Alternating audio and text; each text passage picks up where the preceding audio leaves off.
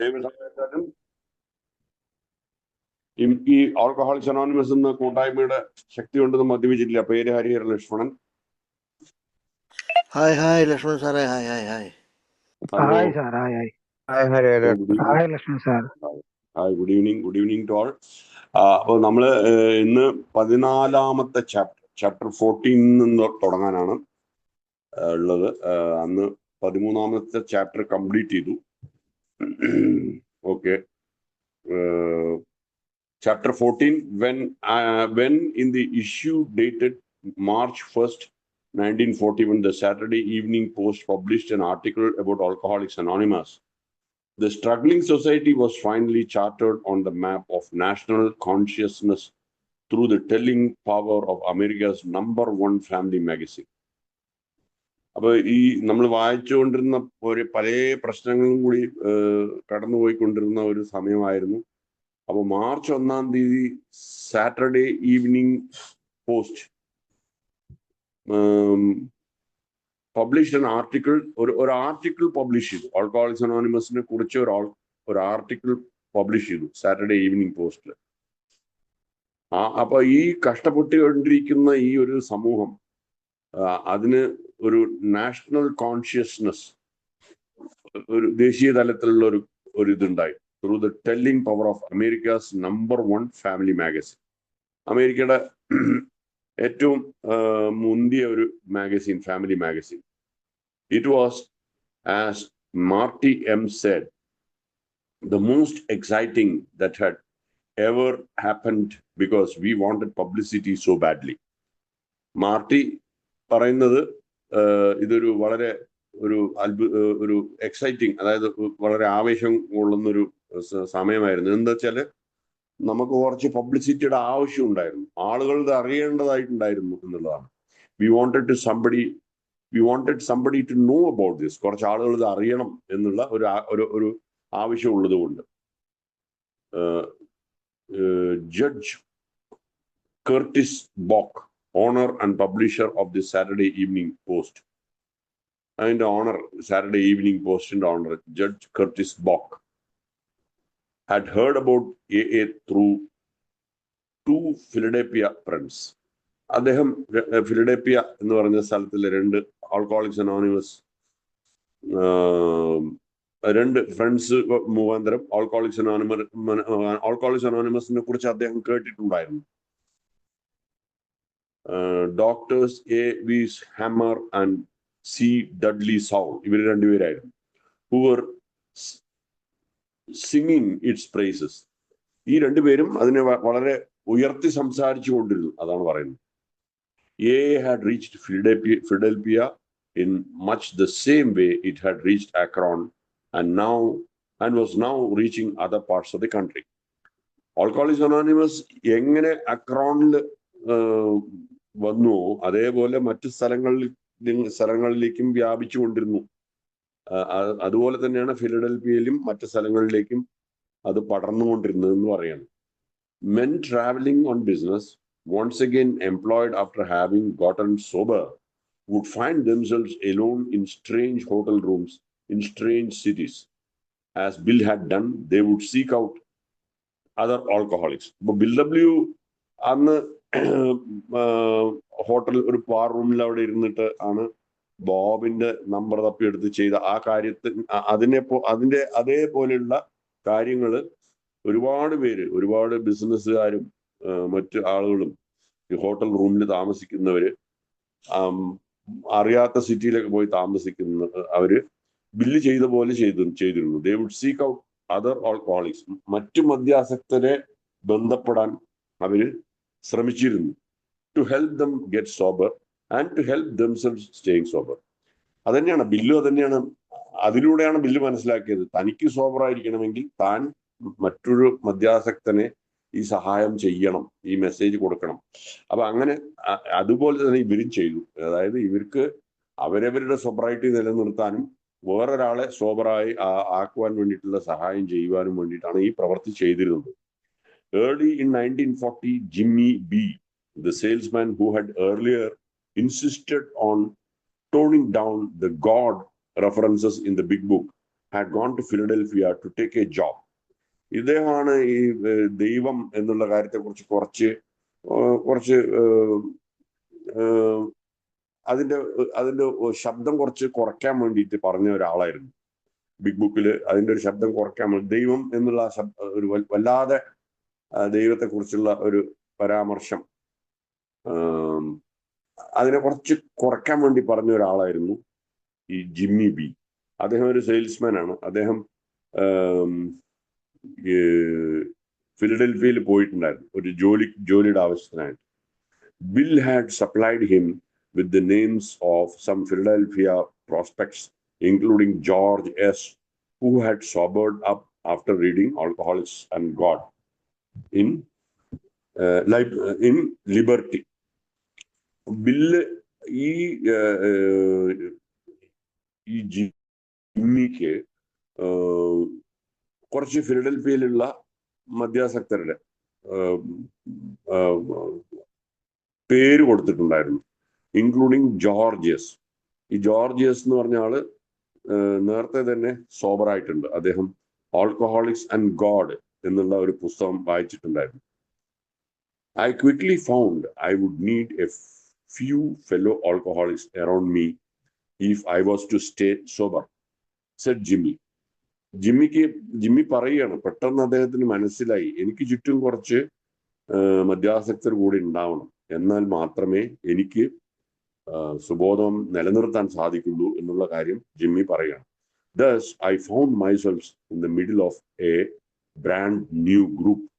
അപ്പൊ അത് മനസ്സിലായതോടെ അദ്ദേഹം പറയുകയാണ്, അദ്ദേഹം ഒരു പുതിയ ബ്രാൻഡ് ന്യൂ ഗ്രൂപ്പിന്റെ ഇടയിലായി അദ്ദേഹം ഇരിക്കുന്നത് അയാൾ കണ്ടു എന്ന് പറയാണ്. During the winter of 1940-41, Judge Bock, interested in learning the truth behind all the rave rumors he had heard, called in the reporter Jack Alexander because of the letter's reputation for being hard-nosed. 1940-41 winter സമയത്ത് അതിനിടയ്ക്ക് judge ബോക്ക് അദ്ദേഹത്തിന് താല്പര്യം ഉണ്ടായിരുന്നു ഇതിന്റെ സത്യാവസ്ഥ എന്താണെന്നുള്ളത്. ഇതിനെക്കുറിച്ചുള്ള ഒരുപാട് കാര്യങ്ങൾ റൂമേഴ്സ് ഇങ്ങനെ കേൾക്കുന്നുണ്ട്. അപ്പോൾ ജാക്ക് അലക്സാണ്ടറെ വിളിച്ചിട്ടുണ്ടായിരുന്നു because of the latest reputation of being hard nosed. എന്തുകൊണ്ടെന്ന് വെച്ചാൽ ഈ ജാക്ക് അലക്സാണ്ടർ ഭയങ്കര ഹാർഡ് നോസ്ഡ് ആണ്. അദ്ദേഹം അതായത് വളരെ കണിശക്കാരനാണെന്നുള്ളതായിരിക്കണം. Alexander had just completed a major expose of the New Jersey rackets. He prided himself on his cynicism. Alexander മറ്റൊരു വിഷയത്തിൽ ന്യൂജേഴ്സിയിലുള്ള മറ്റു വിഷയങ്ങളിൽ അദ്ദേഹം പൂർത്തീകരിച്ച ഒരു സമയമായിരുന്നു. അത് പുറത്തു കൊണ്ടുവന്ന് പൂർത്തീകരിച്ച ഒരു സമയമായിരുന്നു. He prided himself on his cynicism. അദ്ദേഹം സിനിസിസം എന്ന് പറഞ്ഞാൽ ഒരുതരം കുറ്റം പറച്ചില്ല, അല്ലെങ്കിൽ തെറ്റുകൾ ചൂണ്ടിക്കാണിക്കുന്ന അദ്ദേഹത്തെ കുറിച്ച് തന്നെ അദ്ദേഹം ഒരു സ്വയമായിട്ട് അതിനെക്കുറിച്ച് അദ്ദേഹം തന്നെ വലുതായി കരുതിയിരുന്ന ഒരു സമയമായിരുന്നു. Would Alexander care to do a story for the Post? Asked Bock.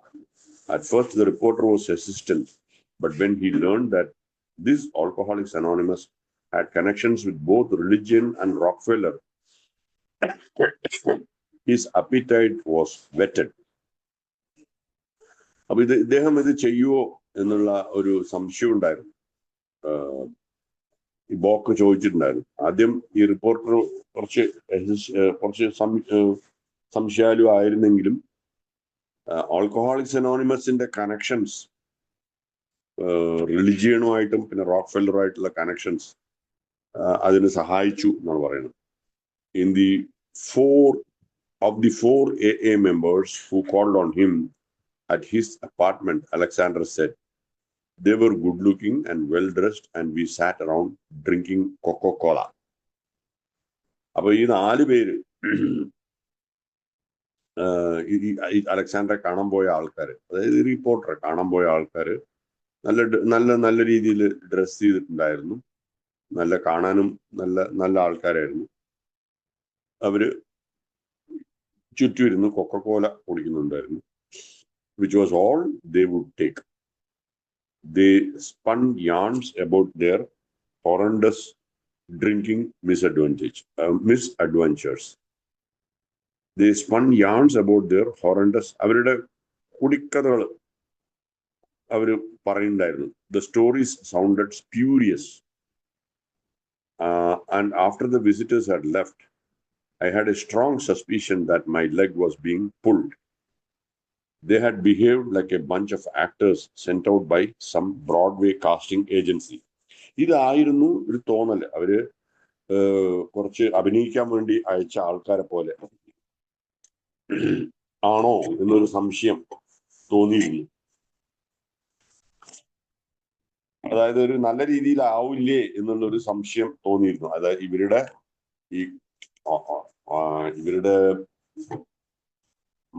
മദ്യാസക്തി ആയിട്ടുള്ള കഥകളെ കുറിച്ച് കേട്ടപ്പോൾ of Bill himself, whom he met the next day at Bessie Street, Alexander said, a very disarming guy and an expert at indoctrinating the stranger into the psychology, psychiatry, philosophy, pharmacology, and folklore of alcoholism. ഇതായിരുന്നു Jack Alexander. അതായത് ഇദ്ദേഹം എപ്പോഴും അതുകൊണ്ടാണ് cynicism എന്ന് പറയുന്നത്. അദ്ദേഹം ഒരു cynicism ഉള്ള ആളാണ്. അപ്പൊ അദ്ദേഹം ബില്ലിനെ കുറിച്ച് വിവരിക്കുന്നതും ആ രീതിയിൽ തന്നെയായിരുന്നു. A very disarming guy and an expert at indoctrinating the stranger into the psychology, psychiatry. അപ്പൊ ഇതിന്റെ സൈക്കോളജി, മനഃശാസ്ത്രം, അല്ലെങ്കിൽ സൈക്യാട്രി, പിന്നെ ഇതിന്റെ pharmacology and folklore of alcoholism, ഇതിനെല്ലാം ഈ മദ്യാസക്തിയുടെ ഒരു എല്ലാ കാര്യങ്ങളും കൂടി അദ്ദേഹം വളരെ എക്സ്പെർട്ടാണെന്ന് പറയുന്നത്. But Bill's openness may have had the initial effect and can sometimes happen of sharpening Alexander's already sharp skepticism. Bill വളരെ തുറന്ന ഒരു ഇതായിട്ട് പറഞ്ഞ് ഇനീഷ്യലായിട്ട് ആദ്യം തുറന്നു പറഞ്ഞ കാര്യങ്ങളൊക്കെ കൊള്ളാമായിരുന്നെങ്കിലും ഈ അലക്സാണ്ടർ ഇതുപോലുള്ള ഒരു സ്കെപ്റ്റിസ്, അതായത് ഒന്നിലും ഒരുപാട് സംശയിക്കുന്ന ഒരാളായിരുന്നു. അതിനുള്ളൊരു വഴി തെളിയിക്കുമായിരുന്നു എന്ന് പറഞ്ഞു. Bill spoke frankly of his own drunken past and just as candidly of his grandiosity and of errors in judgment he had more recently made. അദ്ദേഹത്തിന്റെ കാര്യങ്ങളെല്ലാം തുറന്നു പറഞ്ഞു. അദ്ദേഹം ചെയ്തിട്ടുള്ള തെറ്റുകൾ, അദ്ദേഹത്തിന്റെ ഗ്രാൻഡിയോസിറ്റി, അദ്ദേഹത്തിന്റെ മദ്യപിച്ച് നടന്ന പൂർവ്വകാലം എല്ലാം വളരെ ഓപ്പണായിട്ട് തുറന്നു പറഞ്ഞു.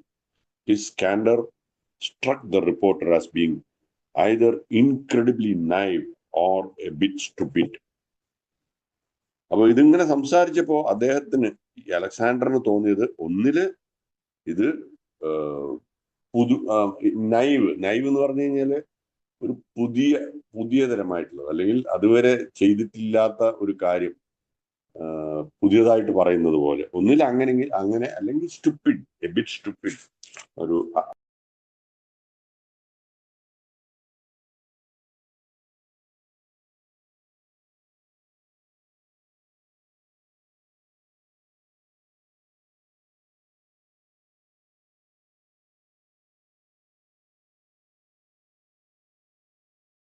അയ്യോ, പോയാ, കട്ടായി പോയാ?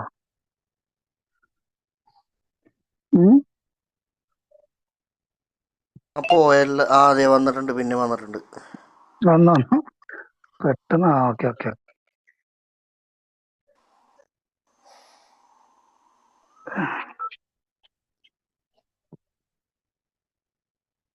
സാറെ കണ്ടിന്യൂ ചെയ്തോളൂ. സാറേ മൈക്ക് മ്യൂട്ടാണ്, നേരത്തെ കട്ടായി പോയായിരുന്നു. കട്ടായിട്ട് കുറെ നേരമായിരുന്നോ? ഇല്ല ഇല്ല.